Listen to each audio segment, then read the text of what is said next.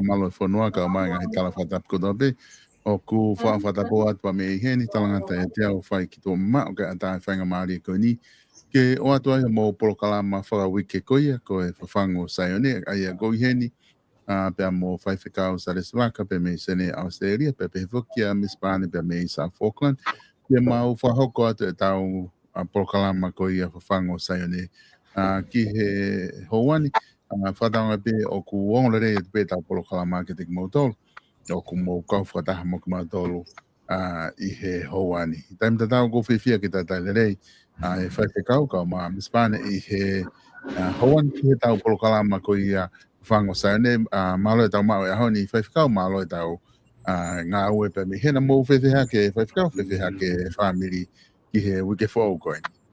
Ia so, mara bito ma faina mari pela go fofita lahi ki o go mapi do ka tamai pe mo alo pe mo la mari ko vi ko tawa sia au pom o ko ni ko e fonwani o ku e ale leipe tofe matangi pe ka ngatai ka ko vi o kwa mo ko pe ya neongo ko ta uno atu ke momoko ka mahino pe ia o ha I he pouri ka I he aho o ulo mai a la a pe ki moko le lei po min choro ya I ka ngata I ko family o le lei pe a family pe a ko ya ha fa ta roko pe a ko tu ko I ta mini o mau ke whakaongo pe maharo pe ki foforoa pe ato ki mao hatari he kaua ki pe moe ki pare ka gehe ko tu ko ta mini lei me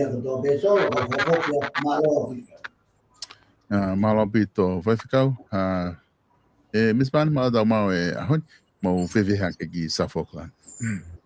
Se ko whawhita ilahi solo ko South Auckland e pompongini o ko ki asi mai pe la a pe puri pe ka ko asi mai la a ia solo ko to fifisi ang momoko ia pe o whawhitai pe ko pureia to ta ke o kai tau ka wai ka ko family sai pe solo ka o whafokia malo apito koi malo apito e whaiwhikau ka ma mispane ai whanga mari ko ni ke tau hoko atu e tau polokalama ko e tu ufo ke tai nimi ki tau sio ki tonga ngahi tuunga ku iai ai whonua lo tonga lere pe tau whare area ko e ngahi mea kunau whahoko tai nimi ka whanki ko e lao pe kunau lo tonga whahoko I whare area I houani ai ko e nau te pe ngahi lao ku whaumai na e whaumai o whahu ki ai ke tata puni holo ai ngahi lao ko ngā ko sio ki he ngā unu ko ai kuonga tau ngā unu fo ke tai nimi ai kuonga ia tau ngā unu wha teknolosia mga himea pehe te aku hange kakai ki tātā pune ulao e lahi ai ngahi palapare mahange ko wiko o sifuina tau tala noa ai ki ki he lao na nau whenga ki tātā puni, hono tau tea i ko ia, ai longa i whanau, pia ai rewa whaka ai honau tau mi he tau, hiwa ki tau tahawalo, ke iui pe nau tolu ko e whanau ki nau tolu ko te mawahe pe me ai, pia toki ui rewa ko kailalahi, ke alu nau tolu ki he lao ko kailalahi, toku ke he pe ka pau e hanga hakau reka ia, i he waha tau ko ia, pahi hanga fuuhi ia ku, hanga ko tāmate, po hanga hi mea pe e ke he rewa ia, pau ke awe rewa ia ki he ngahi lao ko ia, ku osfotu ko ia. Kaka ngahi lao pehe ku whenga koe ai whare hotau whare area ke nau whahoko. Ai ko ku wakai atu e toki osia pa nau toki hoko rewa ki he patseti. Ai ko konga mahu inga ia ke nau talanoa ai mea whapaanga koe whonua i he patseti o lere ai ki sune. Ko inga ke ko pau ke tare patseti ia ki mua ke osi koe tau whapaanga. Pea nau toki si o rewa ai poko hae tuunga ke hoko atu. Kako ku lota fo ke uhanga take mai ta u whakaukau ke mea ku hoko i tonga tai nimi ke ngahi mea pehe ko ilo pe o ku mo mui pe e ngahi tūkunga ko kue o kwhaia e tālanga pe mei tonga. Ko tuko ko e taha mea o ku whai ke whi ngā i ko mahu inga ko e lao hono tauhi ko he pure anga pa me whare area ai lao pe o ku whi anga e nau tauhi ko e ai lao. Ka koku mana tu i whoki e whai whikau ke whatala noa mau pe whikau aki pia mo konistu toni koe e otua. Ka mea ia ulotonga whai he nemi e tau pureanga, tau kautaki.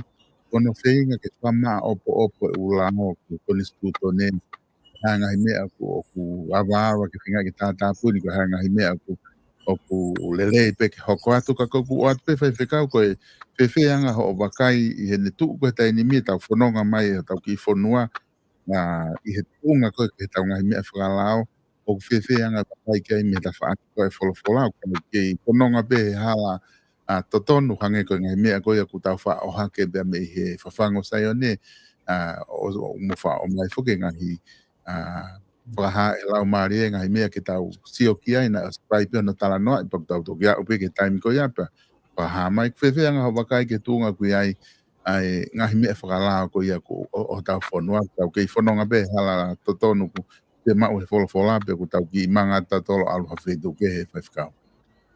Ia, maroa bito e solo, mau whainga maare ko hikau ki talanoa atu i he tawhaaki koe o e tohi tapu, no be ko hika tau whoki ki he whoi ki ngahi lao whau i tonga.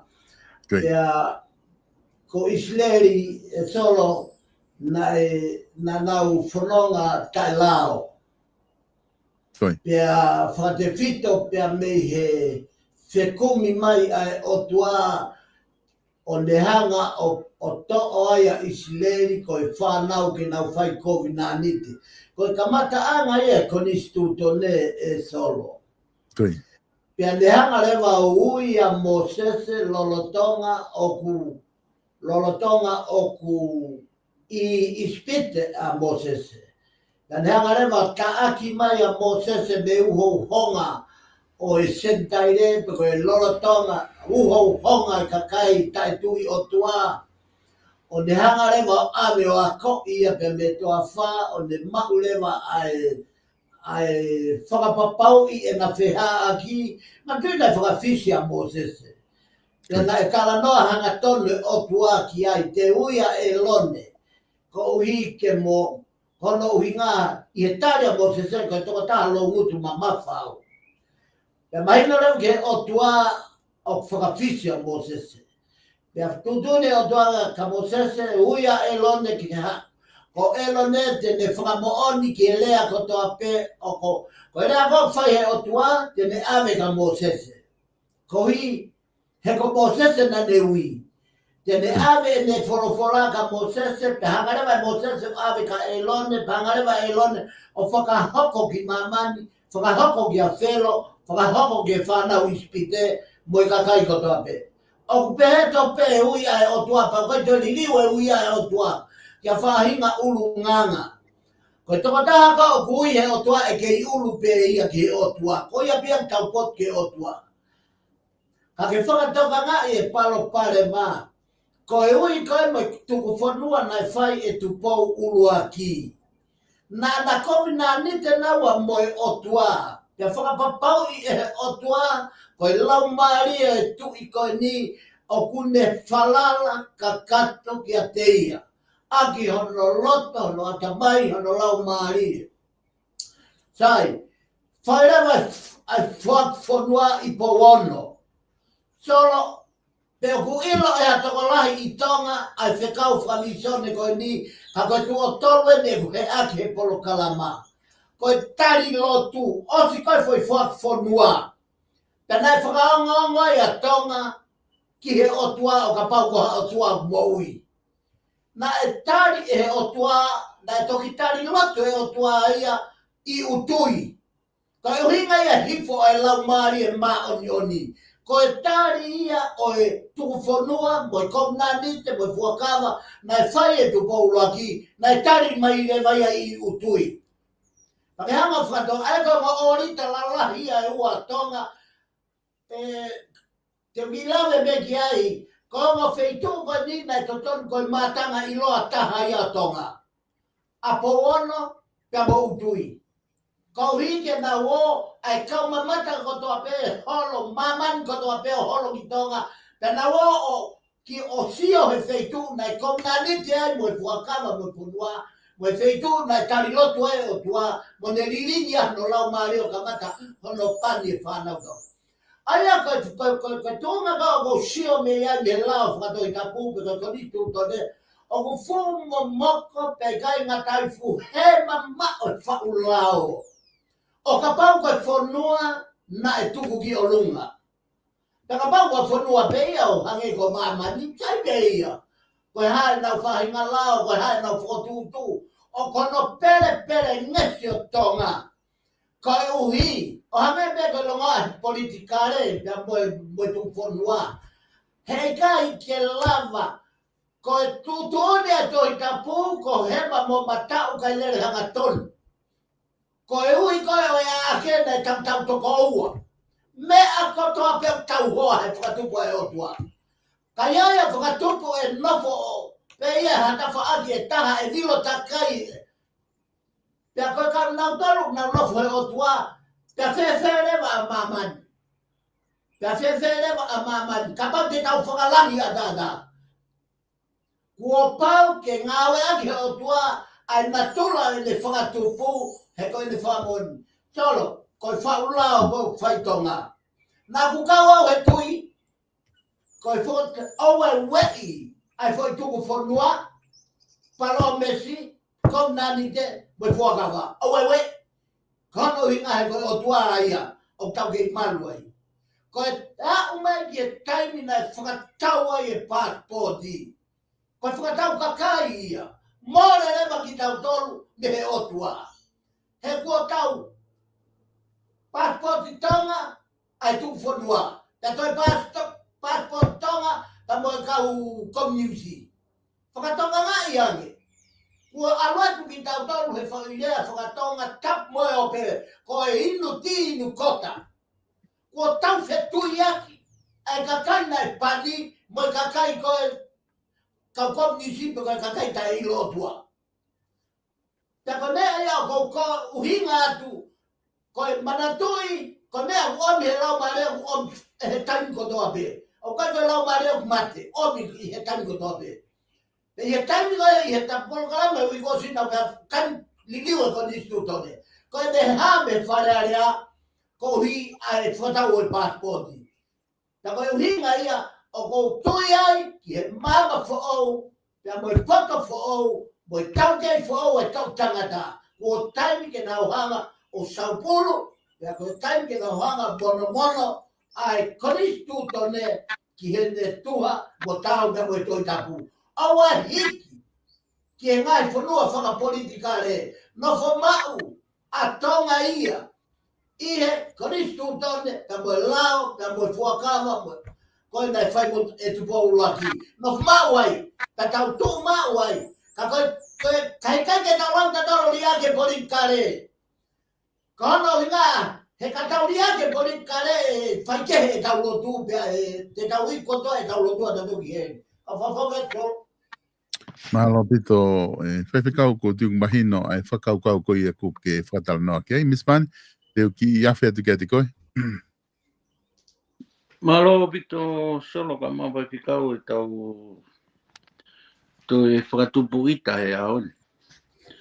Ka koe ka veinga ko sia tu ai e solo ka mawai pikau ko tau he mamao au pito ki tau tolu pia mihi ka veinga o tu whonua. Madui na tau os tau he aki he polo kalama ai whaahi ua ai pureanga. Ko ene tuu pe he lewa ai pureanga he ne whaahi ua pe he whainga taala ke toi tau toi hanga tau tolo whotutua mea he ko osiai e konga ia, osiai e konga vai ua e pureanga ia ko nau takitaha lue ki nau tolu e nau tapa. Kaulawe e mea koe ni. He kono uinga he na e whakahino hino i he pureanga motu a. Koe pauparema ko tau peo hoko he pureanga he a o ni. Koe pureanga motu a. Pena tau o sila vei, pe koe hae uinga, kai kehe, ka aku pau peo ku nau kei loto, koe koe nau lao mo mea ko ia. Ka pau koe halao o ku hinga e nau kei tautu loto e pureanga koe lao ia nei toton ke na wala ki ai. Ke whakaton tonu e lao koe ni, he kuna nau osi pakawhisi tukuange pureanga, pe au osi tonu ke oa na toia i a leo i a nau tolu, ke nau tuu, he koe foi mea pe koe hoko e aho ni. Koe whawhe paki pe. Koe mea koe o nau whai ke nau ilo ia mai, koe mea o nau whai o nau whakawhepaki ki he tui. Koe foi mea ia koe o kou siat koe ki ai. He koe foi, koe kakai ko toa pe o nau kei pou i e pure anga motu a. O kuea me he nau rea, o kuea me he nau toonga mo ui, ai foi ulunganga pe koe ni e foi pure anga motu a. Peka pau te mo whakatoka ngā i e pure anga po ou, koe lerei ko toa pe o pou atu kia i kakai ia e whonua. Ke teke ki nau tolu ki foi lelei. Ka mo whakatoka ngā i e pure anga motu a. O kui kai peke nau loto ki nau tolu ia, ki ha mea e whotutu e he pure anga fo ou. Koe e kusio atu mo ki au sia solo ka uwhafoki atu maloa pito. Maloa pito, Miss Pan, kua ko tui mahino ai whakatala noa koe ni o kuwhai. Ko inga he tau tala noa whuki he ngahi lao ai a kuwhai ki ai whakatala noa koe. Na ea taha ngahi lao na e whahuki wharea rea.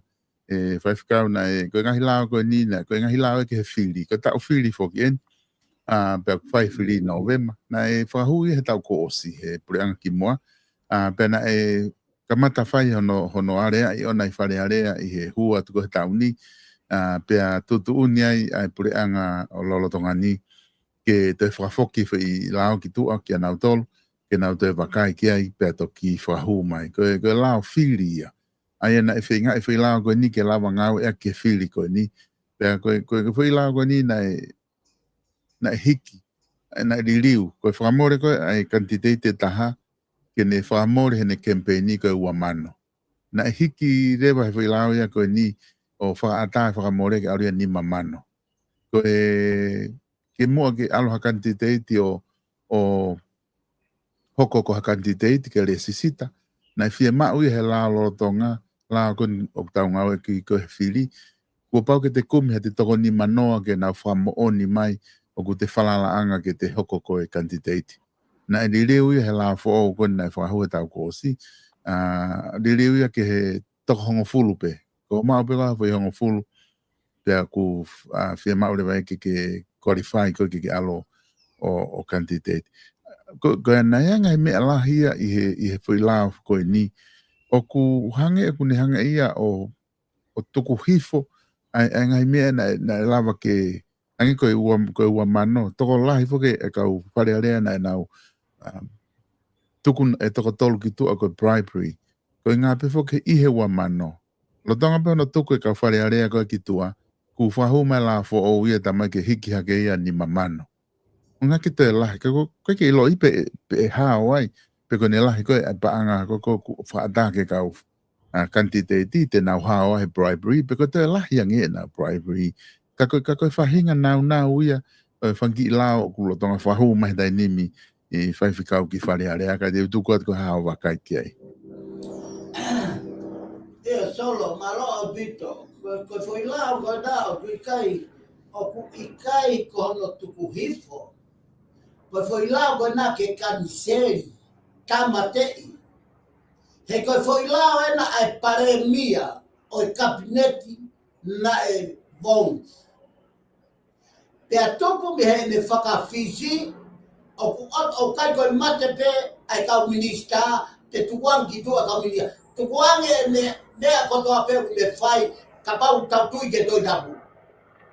He kui kai ke osi hono tau whiri, ke tau sio ki he ola ka kato e ne ngā ue.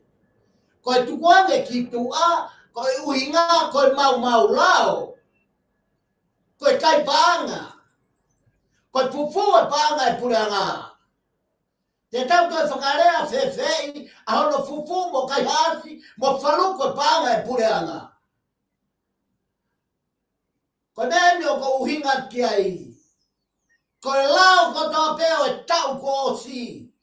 Ai pureanga koe ia o e paremia koe na kua whakawhisi. O koe kai koe whakawhisi ai paremia, koe ne whakawhisi be. Tuange mo kau minista, tuange mo kau whakafofonga hi e wharearea, tuange pia mo e nau ngahi lao, tuange mo e nau ngahi pepes ngau, pe koe nau ngahi whorio ngau. Tuange ke pureanga whau, ke nau aluatu e paremia whau, akauteri whau, pia mo e kai ngatai, o whakawhau e mea kotoa peo au. Tangata he na whaiwhai ko wau atu ke sea e wharearea. Kau mo ua. Miss Van, te u ki awhia tuka koe ko haha wakai, ki he tuunga ngahi teu koe whiwhare. E me lao ko nina uka matala noa ke na e whenga i ke lawa tari ki he whiri. Solo, o ku tau au tato ke whakaori whau au pito. E anga whewhe, e nau tau tea i ha toko taha bribery, loro tonga whakakau pe nei a was bribery mai pe ia. Ko hiki me he ua mano ke he nima mano. Masi, e anga whewhe. Ke wata fu nima mano ke e ave ko uinga ko u whakakau mo mea ko na ku os bribery pe po whakakau ia. Ko foi lao e ko nao kai ke tu iau ko fupanga whaka vare ia ke nau kao me he tuku hau ai kakai masiwa ko inga ko u fotutu ko na. Pe ko foi lao e ko nao ke tu iau ke to apu me he ua mano. O tonu ke holo ki taha mano pe. He o ko fu whaka vare lahi iena. Osi e nau ngawe ati e paanga e kau ngawe whapureanga. Pea osi pea apo e nau umea koe na kai whewhe kakai o na nau ngawe i ponua. Te whakaukau i wharelei pe solo. E taho tau ki whanua pe o ku kei tau kei lue he tunga whakalotu pe o ku tau lotonga tau lue tau tolu he.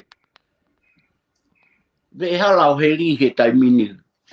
Kau whafoki at solo malopi. Malo pito, Miss Van mo fai fikau ko ti mahalo ko e ka kong fa asbenti tau kisi o ke pe tau alu ke konga hono wa. Oku iai nai hatai ni e fai fikau i hanga ho wakai me folofola. Oku iai hanga hi lao ku osi asi mai he tau lao. Oku ne hanga o whapopula i pete ne hanga o o ku whepaki mo kakai karistiane i anga koe tu ko he tainimi pe o ku kei lere pe u me ko toko ilo pe he tau ko instituto ne kune whakaatai e kakai ko toa pe ke nau lotu ia whainga lotu pe nau fie mau mo whainga taimi tapu i mo sāpate mga hime pe kako ku fie oat pe ki he wakai ko e wholofola o ku ke pehe ku iai ha taimi o ku iai pe halao ko whao o mai ki he tau pure anga o ku ne hanga e ia o ku whepaki ia mo e tui e kakai karistiane i he ahoni ko kuhinga ben i he ta e ahoni Ia solo. Koe ke tau whaalau e ta tolu e whaulao o ku mole hono lau maari ona me kakano mo e uho e toi tapu. Kau ki whoki beke ki tala noa koe e whakawhekiki ai mo tangata ai na alwatu e tu funga lau ka sisu. O ne talange ki a sisu. Alwatu e tu funga lau o ne tanga sisu. Whanongo pehe whamatala sisu ke lau. Whamatala ke lau. Koe lau koe nei whamatala sisu koe lau ai otua. Pena hanga e sisu o whengai ke a ko i lau ko ia ki isi leli. Pea koe uhinga ia na kai tari ai e isi leli a sisu. Koe uhiko alwatu a sisu ia o a ko i ai lau ai ne tamai. Ya osko ya bet uno leva tangata ko ni o ne peare ki a sisu. Sisu. Ko fu uni lao ko ni. Uni lao. Na fenga foi lao a Israelimo foi lao e ono ngeau hongo fulu matol. Ono tahatol. Na foi lao ai e wangeau fanima. Koe foi lao ia ki he tari io, whai ia ka ke mo ui. Whai ia ka ke mo ui. Whai ia ka ke mo ui. Pea toenga rewa e lao me wangea whanima tari i kai. Awa te ke whai ia, o te ke whai ia, o te ke whai ia. Sai, te hui ka ni mea tari whai e foi tari. Fisi moa a sisu, o tatonu ke mahino ia ke wharearea. Whanonga mai a tonga. O kuua pe ai lao. Koe ofa aki ho kotoa, ho loto, ho lau maari ke otua, ka ke ofa aki ai kotoa o ho loto ke ho kaunga api, o hange ko ofa pe ki a te koe. Sai, solo koe palpare maa eni, kua fuulahi e whaulao i e tonga. Fulahe au pito. O kui kai koe ngau e wharearea ke whaulao he aho kotoa pe. He kai toi lava tangata o laka, he kai toi lava tangata ia o ala, he kai toi lava tangata ia o manawa, he kai toi lava tangata ia o whaiha mea. Ha i ki nau tolu he lao. Solo, koe tari whakapoto ene a sisu, ke ave ia ke toi whakamama ke a tonga. Ho ofa ki o tua, ke ofa ko kau ngapi. Ka te o siki a lao solo. Koe. Whatonga i. Ka hea hinga sisu ki ai. Ka hea hinga sisu kua pe lao. Osko ya wea lao hala, osko ya wea lao ai matami, osko ya wea lao ai hafa, wea lao ai mopuike.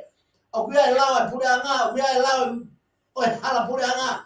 Katoa e umea koe ni. Koe uhinga ne whakamao popu katoa sisu. Ene foi fola be ko o tari be au. Tari be sisu. Ko ke ilo e mooni, na ke ilo e hala. Ko o si ai lao. I kai ko ia to. Nari. Ko te whaulao fei.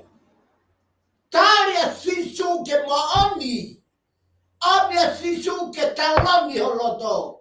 I he taloni be a sisu. Katoa e foi lao e ono ke au hong fulma tolo ai fieri. Moi foi lao e na fia a tonga. Ua mano. Solo fia lao a tonga. Na ke ako lao foki. O mo vete lao mo palo fesa. Mo laftan. Moi foi lao e fia na mo a koi. Na mo whakamatala. Tala mai si soa mua be lao. Solo. O ke ilo e tangata. Ko te talani bea si su ai. Os. Taonga lao. He ko mea ko toa pe tala pe ho konsensie moni, tala pe konsensie loi. Ko e uhinga ia titu. Ta ko e uhinga ho whakamatala mo ofu fifiri. Ko e hara lau e tohi tapu. Ko e uhinga ia o bea tuai solo. Fai e lotu ke mo oni. Taria sisu ke mo ui. Kai nonga, merino, fie mari e fonua. Ka whawhau ke solo. Malo pito fai ficar me spane de o que favor katiko ke maha tokoni. Sai kwana pe ke solo ko e lave a fifikau. Ko he ku kai ke tau ke lava manawa e lao. Pe ka pau o ku kai tau ke manawa ki tau tolu e lao. Toton ke whakaukau. To e whahau i ke kautaki lotu. Fula he nau malanga e fola o malanga i beke kakai o osimo ui pe ia kai tu ko feitu ko e to tam ke nau as mai na to ki mo pa pa mama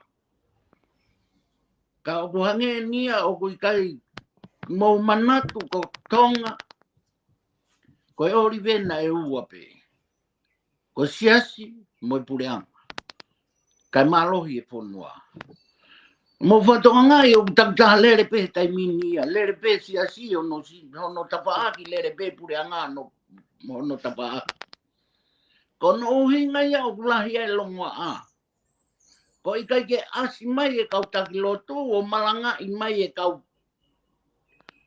kai mahi no he o malanga ki nā tau whai lotu ko kakai pe ia o mo ui pe ki nā tolu ia o whanongo ko kakai ko to ton ke au ki ai o poi ki nā whanongo nā tau ka wange ko mea ko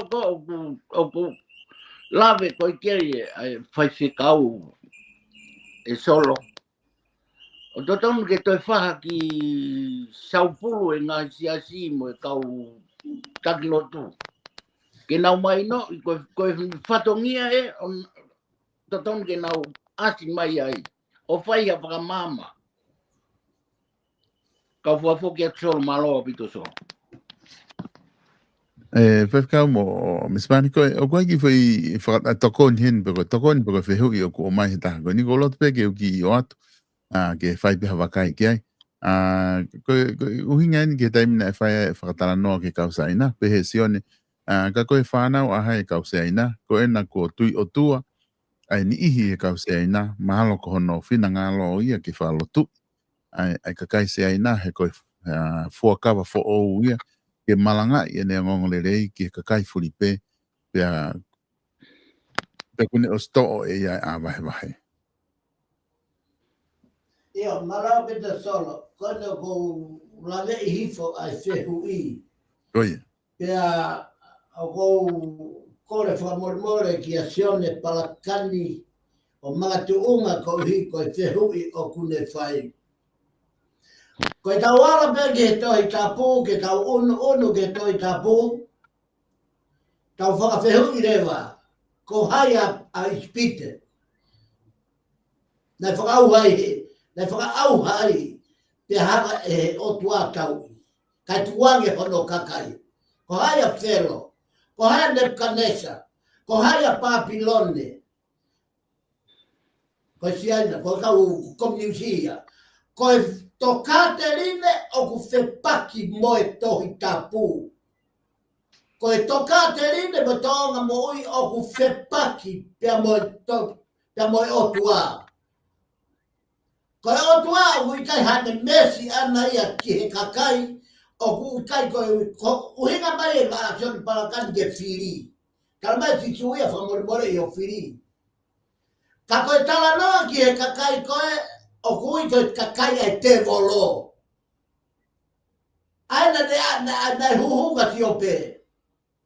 Ko kakai e te volo, aina huhunga si tu ai ahi he toa wha. Ko hae se tautea na angi ai. Kapus e otua. Alu ko hi.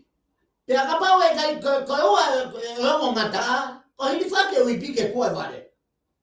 O kala noa whakapala taha ai tui ko e nā. Pa he kai te mau e koe boi tai ngata ai. Whakatoka ngā ai mahu inga ke te ilo ho whiri. Te akuai e malohi e hiki ho le volo ke te whetauraki mo iwi koe uhau mo te volo. Ko iwi koe whiri o mahinoia. Ai iwi te ki ngā whakawhepaki aki.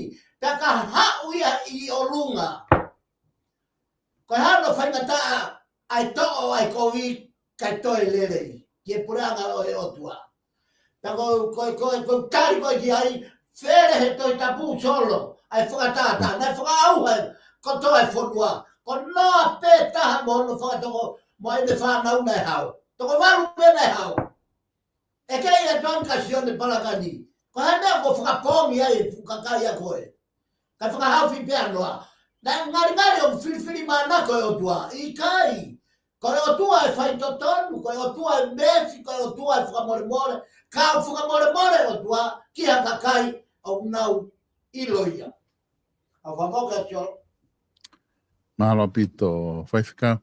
Ai whahoko mai e konga koe. E mismani te watu ka te koe. Ba wahame au ke loto ke whama apopo mai. Kimo ke ta... Wangi whainga maria ki whaifekau, ke ne whakakata tau pokala mahi konga honoa, pa wahame au ke loto ke whama popo mai. Se ko whapita ai solo ko tau maa whaifekau ko tau kaupuataha e aon. Pea, ko manatu I pene he tau pokala mana ai whahino pa mo visione na omi. Ki he foi matatahi koe mui koe I he whare area. E ku sio koe, ki he kupenga na e toho he kausia I nā I he foi potu tahi ko ia. Kausia koe ki hono toho mai koe he kausia I nā koe e nau fu kupenga. Ha o e mea ke he nesi kapa, nesi hina, mo e wewe kotoa pe I foi potahi. Hono toho mai koe whilereaki koe a kausia I nā. Hono toho mai kausio. O whihia mai e fupu. Solo, koe kausia I nā, koe I toi aha nau tau mua, nau tau luia ki tonga. Pa ngā pēta. O nau siofi e nau tau lui tonga. Moe maka koloa I tonga.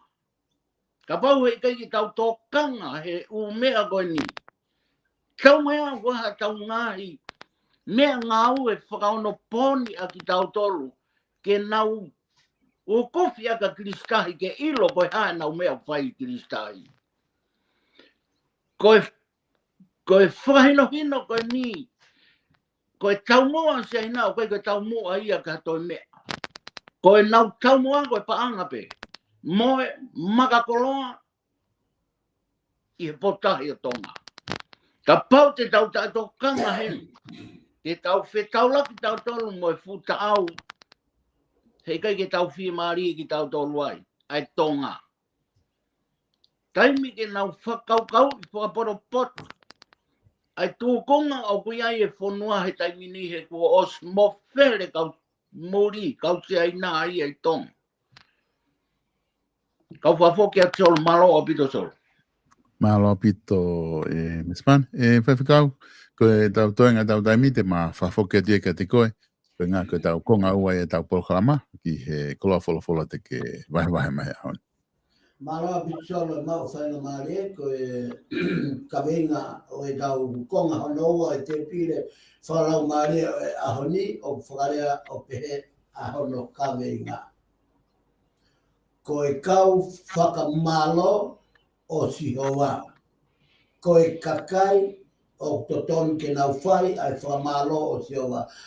E solo ka pau te tau whanawhanongo I he fwoi sāme ko e ni, o kui kai o na ka inga pembo e kātoa ho ngai whaka eke. Kātoa e mea na ke whehu I, o ku vete whakavete pe e tau kawenga e ahoni. Aia o koutoko ai lesoni me sāme te au whango fulu mau no. Aia ko sāme te au whango fulu mau no, ko sāme te au whango fulu mau walu. Ko sāme ia o tau tala noa ai I he aho ni. Aia, o mauinga koe sa me te au whangafuru mawalu, o ku kamata bea me he sa me te au whangafuru maono. Aia koe ngai whakamalo, oe otua whakamalo I oe otua. Aia o whakarea pe hallelujah. Ke whai hono whakamalo me langina. Pea ako tau vete a kia, foi veste e taha ko ia, whakamalo whai me langina. Te tau vete me me foi lea ko ia, katoa a foi vahe ko ni e tonu. Te au whangafuru maono, te au whangafuru mawhitu, te au whangafuru mawalu. Katoa foi same e te au whaono, whawhitu, whawalu, koe ne osi auha katoa ia, ai whakatupu ai otua, ai tūtone otua ke nau whatongia aki ai whakamalo. Sai, tau kamata me te au whangafuru maono. Koe ngā sāme te au whangafuru maono o uhinga ia. Ai sāme koe ni, koe whakawhetai, ai whatu sāme, mo e whakamalo whafoi tui. Whakatonga iange sāme te au whaono. Koe talaloto whakafoi tui. Koe whakawhetai whakafoi tui. Tau hauke te au whangafuru mawhitu, koe sāme ia e whakawhetai mo e whakamalo, ai kakai pe ko osi whiri e he otua. Whakatonga iange, sāme whaono, te au whaono, whafoi tui. Ai ko koe pe ia. Tai kawai hoa, tai kawai whanau. Tai kawai whakafoi tui. Koe whakapesenoro. Ai koe uhinga ia sāme te au whaono. Tau hata noke whawhitu tala mai koe kakai pe mo osi mau, ko nau osi whanau whao.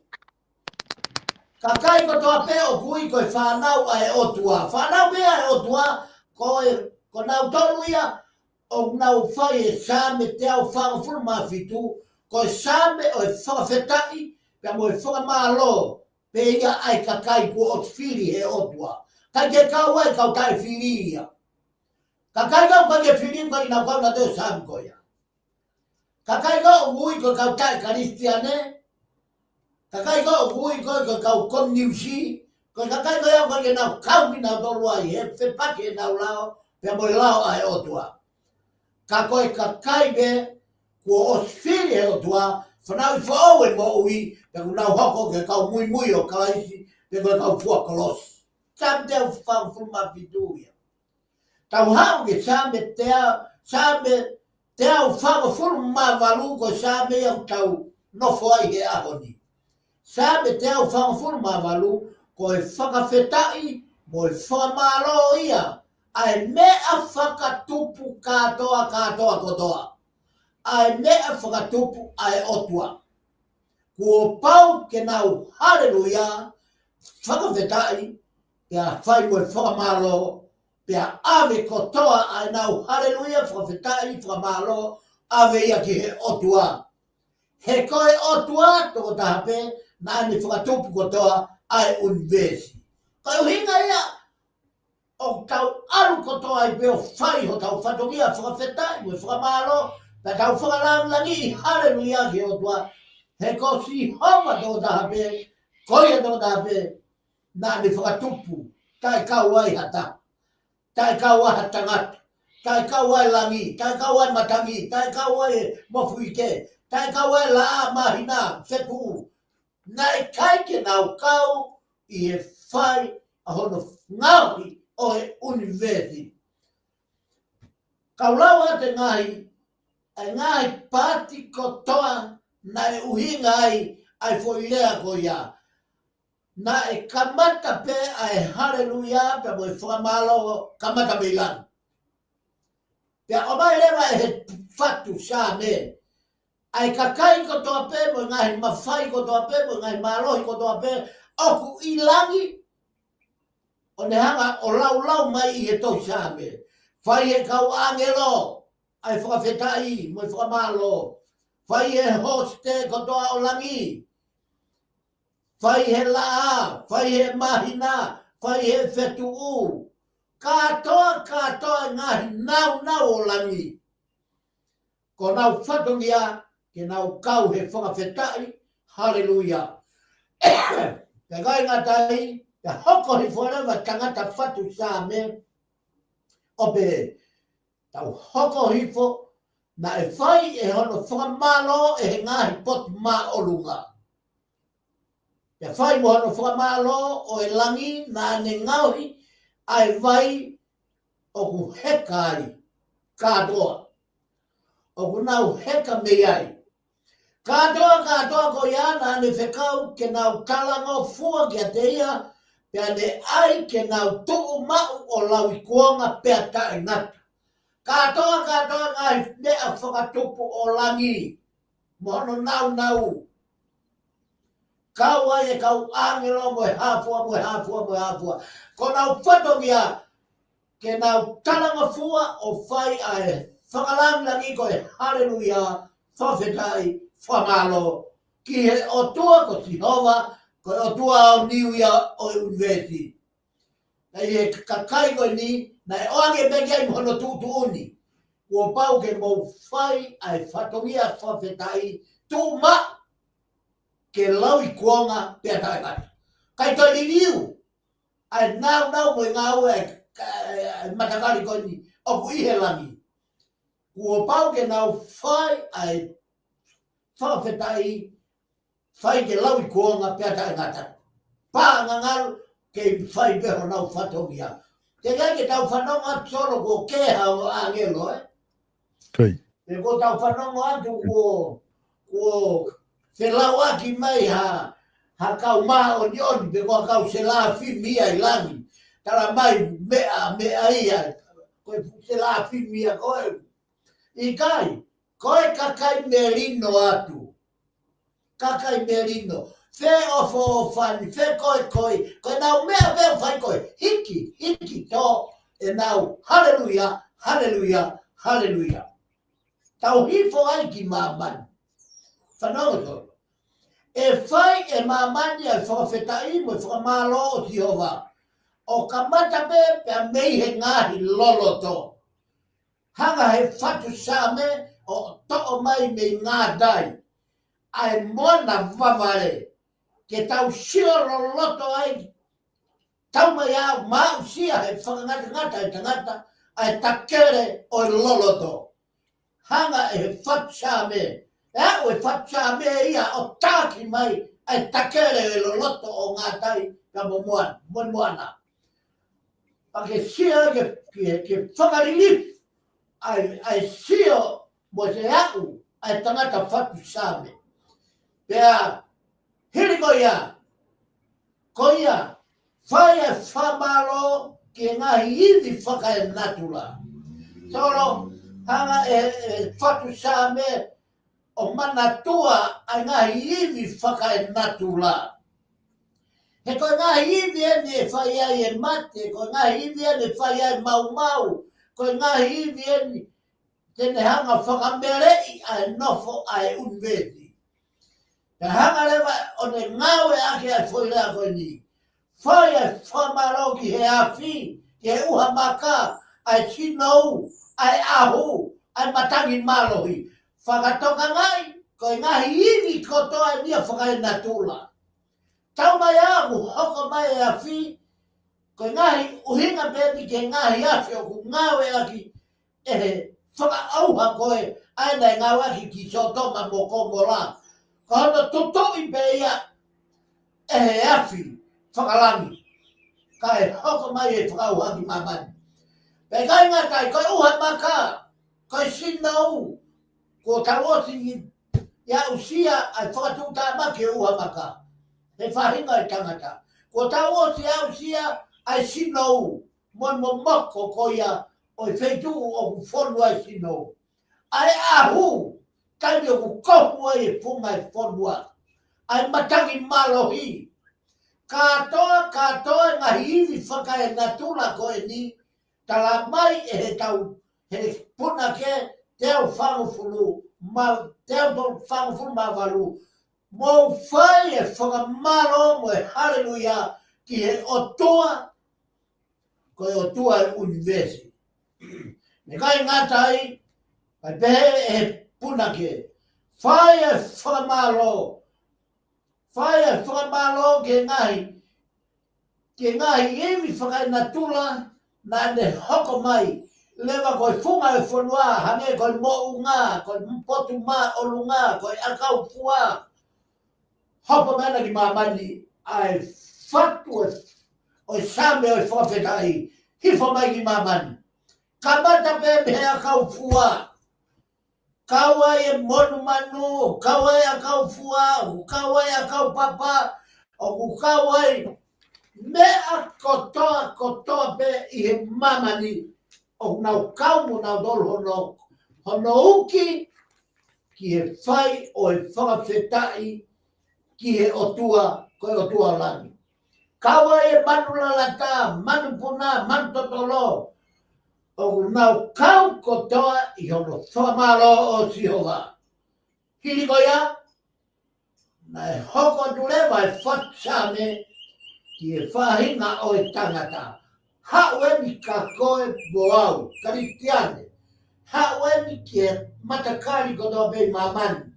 Tonga, kawa e tonga.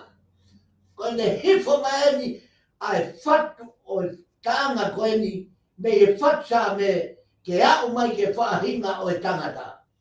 Ai hoko tulewa ne whatsa me ke whahinga o e tangata ki mamani. Whai ono whamaro e he ngahi tui. Koe maolunga tahaena i mamani whahinga e tangata. Tala mai te ke kau mo koe tui. He whakawhetai. Mahino lewa, koe whatongia whakawhetai, tau maulalo e tui ke otua. Tala mai ko koe tui, te ke kau mo koe whakawhetai, mo whakamalo ki otua. He koe otua na ne ngauhi ai tui. Moe ngahi kakai, mo tau whakamau, kakai ene o tau mana wahe ai. I he taimi tau mau lao ai, kau whakamau. Tala mai kau whakamau. Ua pau ke toa honau lo ulu, pia toa mo honau pulu. Ka nau punau ki nau tolo tui. O vete honau ele lo, whanga whanabu, pia tolo tui, pia pelu honau tui. Ke nau whanga apa, hallelujah. Ka nau whai e whawhetai ki e o tua mafi. Whanga tonga ngā ia. Kei kai ngatai, whai he talamou, moi whine mui, pia whai he mātua mo tamaiki, pia nau kau he whawhetai, mo whamaro Sihova. Kai kāne e hao, me mama koini.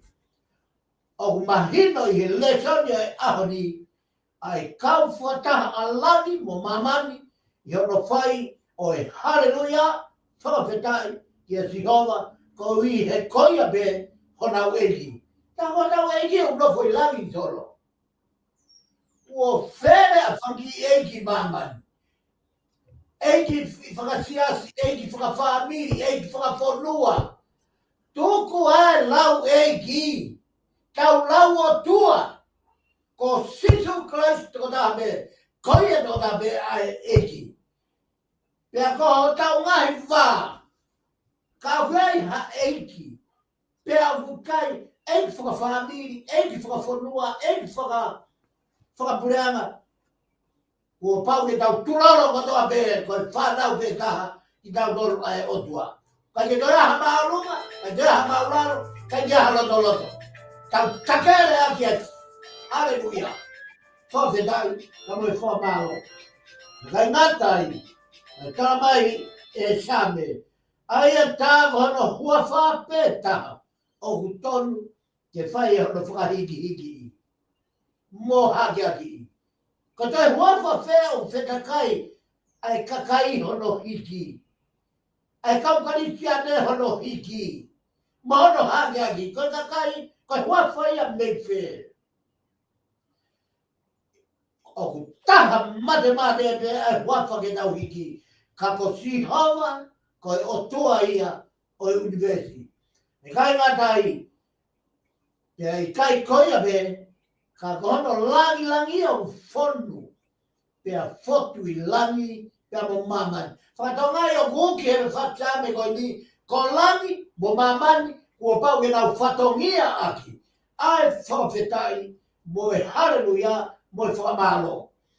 Te kai ngatai whamongia I solo a himi. Me se si wesi le nai e nima ono. Nima ngea ono o funga fitua pehe. Fotu koe I langi, fotu koe I mamani. I kai hagu si o kehe hanga ki a koe pe. Ko ia, tō tāpea ke tau hanga ki ai. Te koe tō tāpea tau mana wahe ki ai. Te koe tō tāpea ke ne lava to'o e tau mana wa. Te koe tō tāpea ke ne lava. O ame ki tau toke mo I tangata. Ko ia pe, kai te a taha. Te kai ngatai. Te oku I kai koia be a e uhinga. Tala mai o kai koe uhinga be ia e taha. Ko uhi pe koe ne. Ka koe uhi kono uhinga o kuuki e ki tau tolu ke tau haleluia pe whai e whawhetai me whamalo o siova. O ku uhinga ia ko uhi. He oku tāmaki atu ki ai ngahi mea o ku hoko I mamani.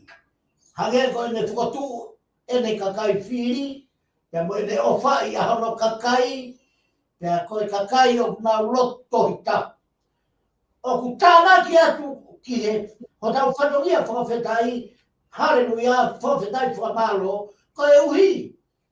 He koe kai ke ngata me I ngahi mea ki he ke o e ne whakatupu, ka wai koe mo au koe tangata, ka nane toi hoko mai whoki, o omi e ne tohi tapu, pea omi mo e ne ofa o tau inasi ai. I he ofa ai o tua, pe kai ngata ai, kau tau hoko ai koe kakai, o tau lau ai tohi tapu.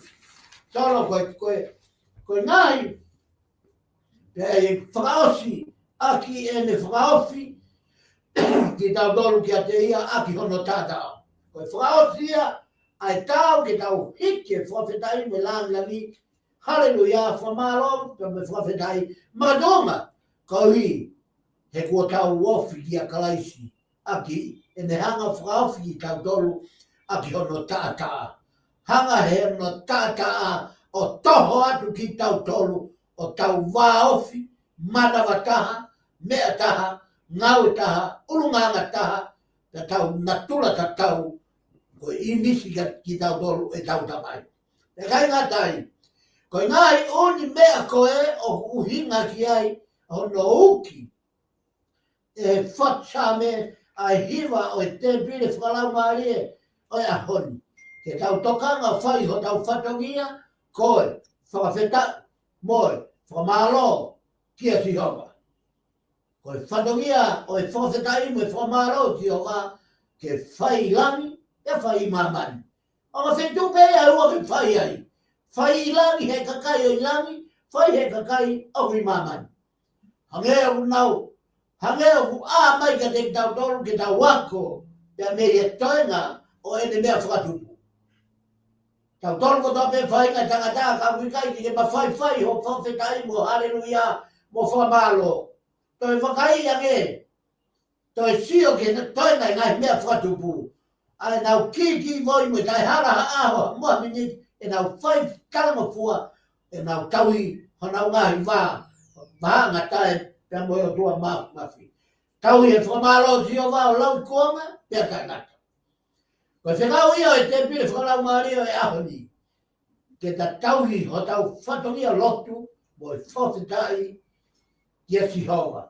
O mawinga whoki e solo ke tau kau, e hallelujah, pa mo e whawhetai, o sihoga. Mo e whamalo, pia whai ke tangata. Whamanatu atu, ki e kau mui ko toa pei, e te pire whakalau maari o e ahoni. Koe whetu pe e ua, o kui kai ao ngai, ai whawhetai mo e whamalo. O whamanatu atu, kau mui o Christ, koe potu pe e ua, o kui kai ke lava ai ha whawhetai. Ko whai toka, pia moheri. Os, I e taimi ko tau hoa I whai toka os, ka pune fai nga mari o e whawhetai.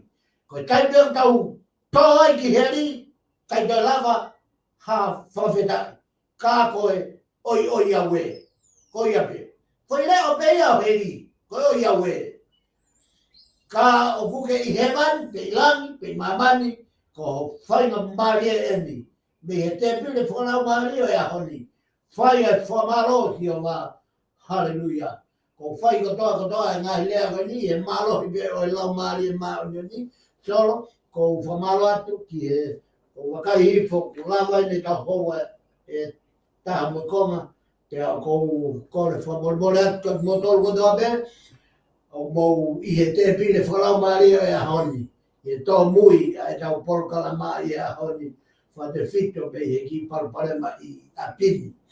Pea, i kai ngata ai, ka kohi, o kou whamanatu atu, whamaro atu ka motoro kotoa pe mou a whea, ai te pile whalau maari o e ahoni. Whatawange ke mou mau hai mua marohi, me lau maari e maa ni. Whakakatoa ki homo ngahi, ngā whakotoa pe i he mo uini. Sala ko whamaro atu ka te koe pe mo porokala maa. E mau whainga maari o tau whaatala noa ke tau he aki ai fola mo ui ai o tua mafi. Loro fia lau maari e. I e whainga maari e kotoa pe ko tau tuange ka tau tala noa i ai kōsperi mamani kotoa. Whamaro atu ke hoa ngā ue, mispane, whamaro atu whawhitai ke eki. Ko hi ko e ngai ngafa whatongia kotoa pe. Tolo whao se popaki o e ahoni, o e tau porokala ma, o ko atu ai ofa, me tala monu, pea mo pane, pea mo koe torvesta, ki e ngahi, ka mai kotoa pe, ofa ke mo mau ha ngahi sāpate whakamonu ia. Ai sāpate whamanatu o e tau ngahi tamai. Isa, nau tolu, o tō tau, e nau ngahi tamai i e whanonga ngani. Tau tō toa kai tu e toa. Ko lau maari e, ko e tamai whakalau maari e ia. Ai karistiane. Pea o ko whawhetai lahi i he whainga maari o e porokarana. Soro, maloa pito mau whainga maari e kau whawhoki atu. Te tau atu, tua eki o whatu. Mahalo pito whaiwhika, whamalo atu i he lava koia o e proklama whawhango sai ane ki Hoatan, whamalo atu ka mispane mo e tokoni pa mo kau mai ki tau kaunga kau i he proklama ahoni. Whamalo atu ka inga i he mo mui mai he tau proklama, taim ta tau pe wikahau whawhi e tuki mo tolkiai, ka mo mea.